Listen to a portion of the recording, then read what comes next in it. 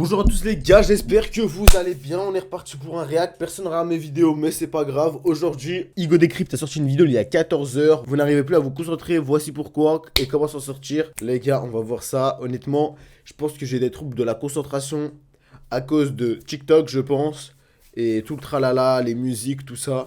Donc, on va essayer de s'en sortir. On va essayer de doser. Voilà quoi, les gars, le poison est dans la dose. Voilà.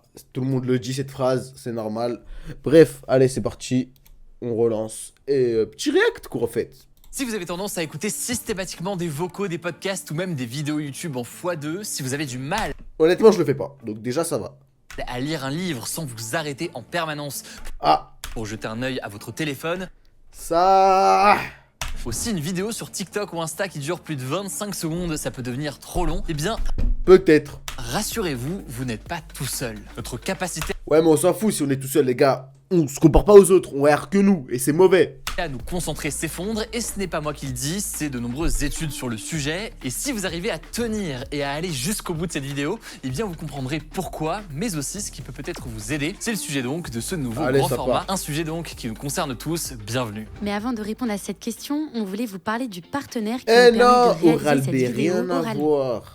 vers les produits directement en description. En 20 ans, le temps moyen passé sur une même tâche est passé de 2 minutes 30 à 47 secondes, selon des données qui ont été récoltées par la chercheuse Gloria Mark, spécialiste Ok. de l'attention numérique à l'Université de Californie. Notre capacité à rester focalisé sur une seule chose a donc chuté de 66% en l'espace de seulement 2 décennies. Sur TikTok, il y a même des vidéos humoristiques que vous avez peut-être déjà vues qui illustrent le fait que pour certains, regarder un film, qui est pourtant quelque chose en théorie de reposant, peut dans certains cas relever du défi. Let's do it.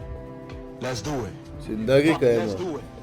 En parallèle, C'est le une temps dinguerie, passé devant les écrans n'a lui jamais été aussi élevé. En 2025, le temps moyen passé chaque jour devant un écran, donc un smartphone, un ordinateur, une télévision, une tablette, bref, n'importe, le temps moyen, il était d'environ 4 heures pour les Français en moyenne, selon le baromètre du numérique. Et tout cela, ça illustre évidemment des différences aussi Ah, mon tampon il siffle. Ah. selon les profils. Chez les jeunes notamment, ça peut vite monter beaucoup plus haut, notamment dans le cas du smartphone. Et disons les choses honnêtement, de mon côté aussi, dans une semaine classique comme aujourd'hui là où je travaille, je dépasse largement les 4 heures sur les écrans Mais frérot, toi c'est ton gagne-pain, frère. chaque jour. Bref, on a donc accès à tout le temps, mais on C'est retient normal. de moins en moins et on termine de moins en moins les choses. Bref, notre concentration est sévèrement impactée. Mais alors, comment est-ce Ça, qu'on en est c'est arrivé vrai. là et quelles sont les solutions? Déjà, ce qu'il faut comprendre, c'est que si notre capacité à rester concentré s'effondre, ce n'est pas un hasard. Il y a 4 grandes causes qui peuvent expliquer cette baisse de la concentration et vous allez le voir, elles sont toutes en réalité étroitement liées. La première raison, c'est le passage de l'écrit aux écrans et les réseaux sociaux. Attention, ce ne sont pas les premiers coupables sur ce point, vous allez le voir. Selon Neil Postman, un critique culturel et théoricien des médias américains, le passage d'une culture du texte à une culture de l'image, quelle que soit d'ailleurs la forme de l'image, en télévision, sur les réseaux ou autres, eh bien ça a profondément modifié notre manière de penser. Lire, Ouais. ça peut Bah nécessiter oui, un forcément. effort de concentration prolongé et une capacité à suivre un raisonnement sur la durée. Quand on lit, on apprend à organiser nos pensées, à imaginer, à faire des liens, bref, ça peut être très clairement évidemment un plaisir, mais c'est aussi en parallèle eh bien, un exercice d'endurance mentale. À l'inverse, la télévision, elle a vraiment introduit une logique d'immédiateté, pas besoin de réfléchir longtemps, tout est traduit en images et en sons. Alors, Ok, ça veut pas dire qu'on n'a ouais, pas c'est du vrai. tout besoin de C'est vrai, réfléchir c'est quand vrai. on regarde une vidéo ou autre, Ouais, honnêtement, après, oui, il y a des choses, mais c'est vrai qu'en fait, bah déjà, quand tu lis, il y a cette concentration-là, donc forcément, il y a que des... En fait, c'est ennuyant, on va dire ça, et il faut comprendre et tout, alors que là, comme il l'a dit, je suis juste en train de répéter ce qu'il dit, en fait. Et bah, dès que tu vois l'image, bah, en fait, ton cerveau, il chill direct, et t'as pas besoin de Évidemment faire que ces trucs-là. eh bien, tout dépend du contenu aussi qui est proposé, mais en général, le cerveau a moins besoin de construire du sens, il reçoit quelque chose davantage prêt en quelque sorte. Résultat, notre seuil de tolérance à l'effort, il commence à baisser, on est habitué davantage à zapper, à passer d'une image à l'autre, et donc l'attention peut faiblir. Et ce changement évidemment qui a été amorcé avec la télévision, il a été démultiplié avec l'arrivée d'Internet, des smartphones ou encore des réseaux sociaux. Et justement, c'est la deuxième cause donc de notre difficulté à se concentrer, Ça paraît évident, fallait y venir, mais évidemment, il y a la question des réseaux sociaux. En France, en moyenne, on consulte notre téléphone environ 220 fois par jour, d'après une étude qui a été réalisée en 2016 par l'agence de marketing britannique Takmark. Alors sur les réseaux sociaux, ça a déjà été énormément documenté, énormément discuté, il y a eu des documentaires, des livres, tout un tas de vidéos sur le sujet, mais rapidement pour ceux qui n'en auraient jamais entendu parler, dans le design des applications des réseaux sociaux, mais aussi dans le fonctionnement des algorithmes, tout est fait quasiment pour tenter de retenir votre attention. L'enjeu souvent c'est un objectif commercial, puisque plus le temps passé sur une application est important, et bien plus des publicités peuvent être affichées et plus aussi de la donnée est collectée. Donc à tout point de vue en fait, eh bien de nombreux réseaux sociaux ont intérêt à ce que vous restiez longtemps. Et donc le mécanisme il est aujourd'hui très connu, chaque nouveau contenu, chaque notification peut potentiellement déclencher une mini dose de dopamine qui est donc la molécule du plaisir et de la récompense. Et comme cette récompense elle arrive très vite et sans effort, notre cerveau s'y habitue. Résultat donc, on peut devenir accro à la nouveauté, intolérant à la lenteur, une lenteur qui est pourtant nécessaire lorsqu'il faut se concentrer. Tout cela entraîne d'ailleurs c'est super important les gars.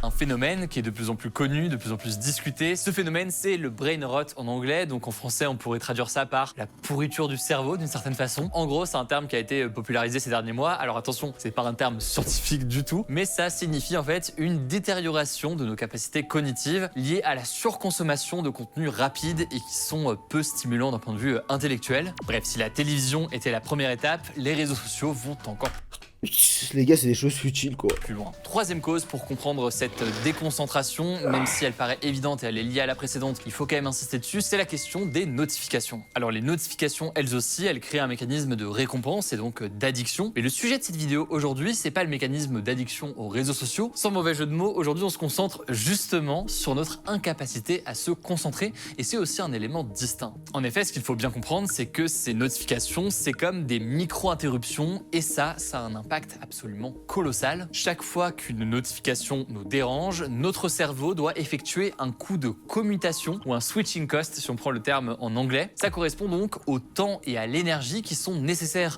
pour quitter une tâche puis revenir à son niveau de concentration initial. Plusieurs études ont d'ailleurs montré que quand un employé est interrompu ou une personne d'ailleurs en général qui effectue une tâche, eh bien il lui faut en moyenne une vingtaine de minutes pour retrouver son niveau de concentration initial. C'est ce qu'indiquait notamment une étude de l'université de Californie. Et forcément donc les notifications sont tout un tas de raisons pour faire une pause, passer à autre chose et ensuite donc essayer malgré tout de se remettre bien sur ce qu'on était en train de faire. Que ce soit d'ailleurs encore une fois quelque chose de plaisant ou alors quelque chose lié au travail. Et l'impact il est immense. Les personnes interrompues mettent 50% de plus de temps à terminer une tâche et font 2 fois plus d'erreurs en moyenne selon une étude de l'université de Californie. Bref, les notifications ont un impact important mais ce n'est pas tout. Dernière chose qu'il faut absolument noter.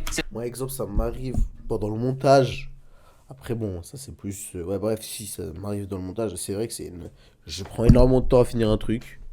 Et ça m'arrive dans plein de trucs en fait. La question de la surcharge d'informations. Chaque jour, une personne en moyenne est exposée à l'équivalent de 74 gigaoctets d'informations, selon une étude toujours de l'université de Californie à San Diego. Pour vous donner une idée, c'est plus de 100 000 mots par jour, soit l'équivalent d'un roman entier. Et par information, je parle pas que d'actualité, là c'est vraiment information au sens large, des messages, des sollicitations, des vidéos drôles qu'on vous envoie, bref, ce que vous voulez, une surcharge d'informations en tout cas qui est plus importante qu'avant. Et le problème, c'est que ça va beaucoup trop loin. Les chiffres du Work Trend Index de 2025. C'est pour ça les gars, conseil, dès que vous réveillez, ne ratez pas votre téléphone. C'est ce que j'ai fait il y a 2 heures, mais c'est pas grave. 5 qui ont été publiés par Microsoft, ils vont complètement dans le même sens. 68% des travailleurs dans le monde se disent dépassés par le volume d'informations à gérer et près d'1 sur 2, près de 46%, ressent un début de burn-out. Le tout lié à la cadence de travail ou aux interruptions permanentes. Pour que vous ayez une image sur cette question de la surcharge, c'est un petit peu comme si notre esprit devait ouvrir des milliers d'onglets à la fois. Forcément, ça rame, ça chauffe et ça peut finir par planter. Quand on reçoit trop de stimulation, donc, notre cerveau va passer en mode tri permanent. Il essaie de déterminer en permanence ce qui est important et ce qui ne l'est pas, y compris donc avec parfois d'un côté des choses qui sont importantes pour nous et parfois des choses qui viennent parasiter en quelque sorte notre concentration. Et cette surcharge permanente, elle stimule la production de cortisol. La cortisol, c'est l'hormone du stress, ce qui augmente le risque d'anxiété, le risque de fatigue chronique. Et c'est à partir de là, évidemment, un cercle vicieux puisque ça va impacter votre concentration. Donc vous êtes moins concentré, mais ça va au-delà de ça. Notre mémoire aussi, elle est impactée, puisque la surcharge d'informations, elle réduit notre capacité à retenir et à restituer ce qui est essentiel. Et d'ailleurs, on en parlait en introduction, notre façon de consommer aussi certains contenus a pu changer. De plus en plus de personnes regardent ou écoutent des contenus en vitesse accélérée, parfois en x1,5, parfois en x2. C'est souvent avancé par un objectif de gain de temps, mais aussi parfois parce qu'on a le sentiment que autrement ça ne va pas assez vite. Dites-vous qu'en 2025, il y a près de 54% des utilisateurs qui déclarent regarder régulièrement des contenus en accéléré sur YouTube ou sur TikTok, selon les données sur TikTok en 2025. La part des personnes qui écoutent du contenu en x2 est donc grandissante. Je m'inclus d'ailleurs personnellement là-dedans, si je suis très honnête. Pas pour des vidéos et des contenus de divertissement, mais davantage au quotidien pour certains contenus d'information où j'ai le sentiment de pouvoir le suivre quand c'est en x2. Mais le problème, et ce qu'il faut comprendre, c'est que cette habitude, eh bien, c'est une mauvaise habitude. En tout cas, elle peut impacter négativement la mémorisation et la Exemple, là, les gars, j'allais aller sur mon téléphone. Là, on va faire l'effort de rester sur cette vidéo. Une méta-analyse qui a examiné 24 études montre que l'augmentation de la vitesse de lecture, ça a un impact de plus en plus négatif sur la mémoire. Alors jusqu'à x1,5, l'impact il est relativement faible, mais à partir de x2, eh bien les effets négatifs, ils deviennent de plus en plus importants. Et je suis certain que ça vous est déjà arrivé, je peux vous écouter quelque chose en x2, y compris d'ailleurs peut-être cette vidéo. Vous avez forcément moins de temps pour assimiler les différentes informations, et donc ça peut impacter votre mémoire. Et puis au-delà de ça, il faut faire très attention au discours. Moi les gars, il y a un truc que j'ai vu et que c'est réel, c'était à l'époque. À l'époque, dites-vous, à l'époque des prophètes et tout, enfin du prophète sallallahu alayhi wa sallam et tout, à cette époque-là, ils étaient illettrés. Et genre, en fait, comme ils étaient illettrés, ils savaient pas lire ni écrire, et bah du coup, ils stockaient tout en mémoire. Et du coup, lorsqu'ils entendaient quelque chose, ils le retenaient vraiment d'un coup. Bon, pas tous, mais la plupart, genre. Ou une fois, ou deux fois, ou trois fois. Vous vous rendez compte? Bon, maintenant, nous, c'est mort, hein, c'est l'inverse. Personnes de développement personnel, de productivité ou autres qui vont vous donner des conseils en vous disant que ça va vous permettre d'aller beaucoup plus vite, d'accomplir beaucoup plus de tâches ou je ne sais quoi. La réalité donc, c'est que ça a un impact et ça développe aussi une fatigue mentale qui est plus importante. Mais alors, comment faire pour reprendre le contrôle de notre attention? Alors encore une fois, je suis pas youtubeur productivité, développement personnel ou je ne sais quoi, mais c'est intéressant de vous partager quelques conseils qui sont vérifiés par des études scientifiques. L'attention, c'est comme un muscle, ça s'entretient, ça se renforce, mais ça peut aussi s'épuiser du coup si on la sollicite mal. Donc en modifiant notre environnement et nos comportements, on peut réellement réentraîner en fait notre capacité de concentration. Et il y a des choses donc qui peuvent aider. La première, c'est de s'attaquer aux causes et donc de mieux appréhender en quelque sorte notre relation avec notre téléphone et avec les réseaux sociaux. Il y a certaines astuces qui peuvent aider, par exemple le fait de supprimer de la page d'accueil de votre téléphone les applications qui vous rendent le plus accro, notamment certains réseaux sociaux. Autre chose, de nombreux témoignages ont montré que notre capacité de concentration s'améliore nettement quand le téléphone n'est même plus visible, donc il n'est pas seulement éteint, allez, je jette. Il n'est pas autour de nous,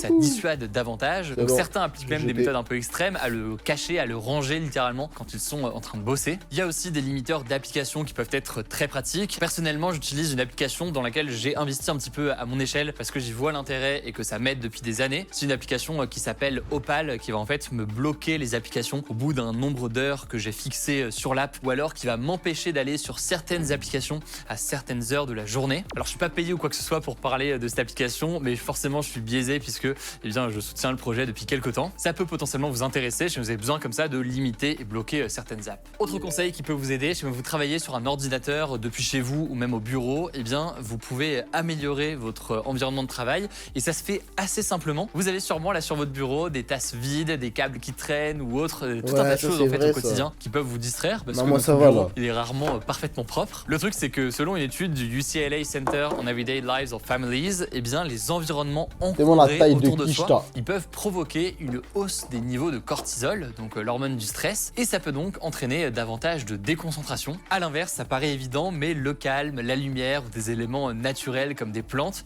ça a un effet mesurable sur la concentration. Et autre chose qui peut maintenant vous aider à peut-être reprendre une forme de concentration, c'est de s'organiser un petit peu différemment. La méthode la plus connue, c'est la méthode Pomodoro qui consiste à travailler 25 minutes sans interruption, puis à prendre une pause de 5 minutes et ainsi de suite recommencer avant de faire de temps en temps des pauses un peu plus longues. C'est un système qui exploite en fait la capacité naturelle du cerveau à se concentrer sur des périodes relativement courtes, tout en évitant donc une fatigue qui peut s'installer quand on travaille trop longtemps. Et donc l'idée comme ça d'alterner 25 minutes de travail et 5 minutes de pause, c'est vu par beaucoup comme une façon de gérer plusieurs périodes de travail définies et ça peut être plus facile, sachant que certains font ça avec un chronomètre, d'autres par exemple utilisent utilisent des vidéos comme celle de la chaîne YouTube Lofi Girl par exemple, qui propose des playlists avec justement 25 minutes de travail et 5 minutes de pause, le tout avec une musique. Bref, vous pouvez trouver votre système et c'est quelque chose qui peut vous aider. Enfin, autre stratégie plus long terme, quelque chose qui peut vous aider.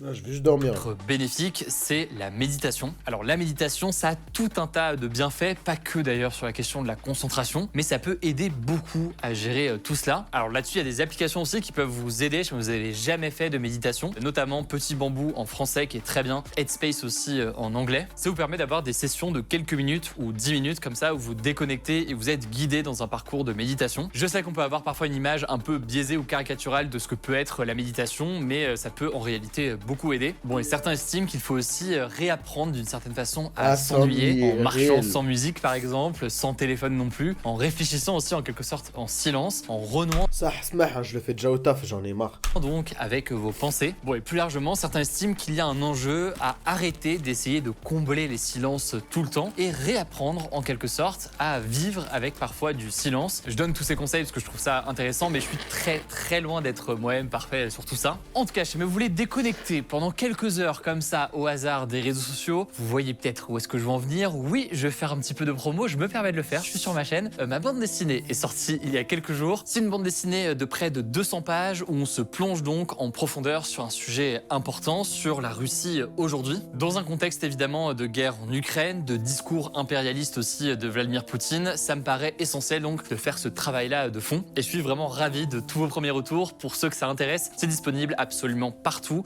chez votre librairie près de chez vous, en ligne. Bref, je vous mets tous les liens directement en description, sachant qu'on a fait en sorte aussi que ce soit accessible vraiment pour tous les âges, donc n'hésitez pas. Les liens sont donc en description et encore merci pour votre confiance là-dessus, ça fait très plaisir. Écoutez, je crois que j'ai tout dit, prenez soin de vous, prenez soin de vos proches, et puis on se dit donc à très vite pour une nouvelle vidéo. Ok les gars, récapitulatif. Les gars, on supprime nos applications de réseau. Non, je rigole. En vrai, juste on diminue. Son application elle a l'air bien, mais vas-y, le fait que ça soit payant, c'est la flemme un peu. Donc honnêtement, on réduit les notifications si on peut les enlever. On éloigne notre téléphone de notre endroit de travail. Ah là, je l'ai jeté, je le vois encore. Aïe aïe aïe. Attends, je le cache. Voilà, là c'est bon, je le vois plus. Non, plus sérieusement. 25 minutes de taf et 5 minutes de pause, ça je trouve, c'est pas ouf. Je vais vite me perdre dans les minutes de pause. Moi je préfère, je sais pas, je préfère faire naturellement, mais en vrai ouais c'est peut-être mauvais. Mais bref. En tout cas les gars, j'espère que cette vidéo vous aura plu. Enfin c'est juste un simple react quoi en fait, ça fait double dopamine, voilà. Voilà la preuve qu'on peut pas se concentrer en fait. Allez, au revoir.